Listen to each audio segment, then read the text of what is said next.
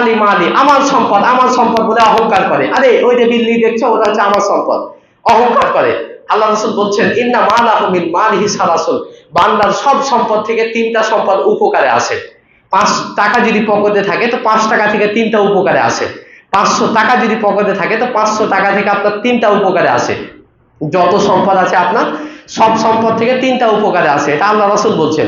এক নম্বর হচ্ছে মা আকালাফা আপনা, যেটা খেয়ে শেষ করে দেওয়া হয়েছে। আজকে সকালেই ধরেন বা কালকে একটা 25 কেজি চাউলের বস্তা নিয়ে এসেছেন, 1 কেজি চাউল রান্না করেছেন, 24 কেজি আছে, ওটা 24 কেজি আছে ভবিষ্যতের জন্য, আর 1 কেজি খেয়েছেন, এটাই হচ্ছে আপনার সম্পদ। গত রাতে ভাত খেয়েছেন, এটা হচ্ছে আপনার সম্পদ।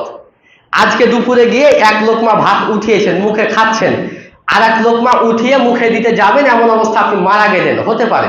তো প্রথম লোকমা আপনার তাকদিরে ছিল, কিন্তু দ্বিতীয় লোকমা আর নাই। এটাই আল্লাহ রাসূল বুঝাচ্ছেন, যেটা বান্দা খেয়ে ফেলে সেটা হচ্ছে তার সম্পদ। 2 নম্বর হচ্ছে আউলাবি সাফা আবলা, যেটা পরিধান করে ছিঁড়ে ফেলা হয়। গত বছর একটা পাঞ্জাবি নিয়েছিলাম, এবছর আস্তে আস্তে ছিঁড়ে গেছে, এটা হচ্ছে আমার সম্পদ।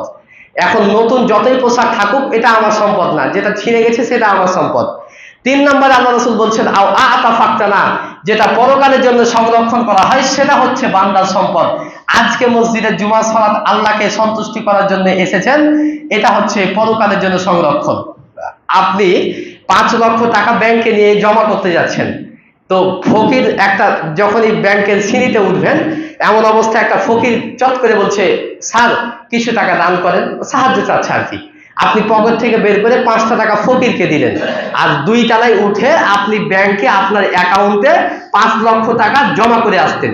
ব্যাংক থেকে নেমে একটা রিক্সাতে চলেছেন, কপাল খারাপ, মালাকুল মাউত সেখানে উপস্থিত হয়ে গেছে, ট্রাকের তলায় চাপা দিয়ে আপনি মারা গেলেন। ধরেন একটা কথা, আপনি এখন বলেন তো 5 মিনিট আগে ফকিরকে 5 টাকা দান করলেন, এটা এখন আপনার সম্পদ, না 5 মিনিট আগে ব্যাংকে 5 লক্ষ টাকা রাখলেন, এটা আপনার সম্পদ?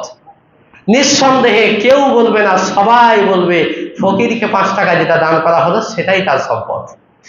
এটাই হচ্ছে আতা ফাকতানা, পরকালের জন্য সংরক্ষণ করা।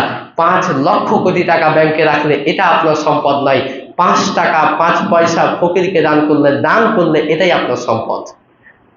তারপর আল্লাহ রাসূল বলছেন ওয়াজালিকা তারিবুহুদিন নাস, আর যত সম্পদ আছে সব সম্পদ ওয়ারিসদের জন্য, এখনই মারা গেলে সব ওয়ারিসরা নিয়ে নিবে। তাই আল্লাহ সুবহানাহু ওয়া তাআলা আমাদেরকে দানের বিষয়গুলো বুঝার তৌফিক দান করুক। দান এমন একটা ইবাদত, আমি এতক্ষণ ধরে গলা পাঠিয়ে কথা বলে আপনি দান করলে আমার 1 পয়সা লাভ হবে না। এত মসজিদে 5টা টাকা দান করলে মসজিদের সভাপতি, সেক্রেটারি, ক্যাশিয়ারের 1 পয়সা লাভ নাই।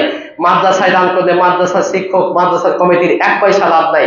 লাভ হচ্ছে আপনার, আর আপনার বাপের নামে দান করলে সেটা আপনার আব্বার।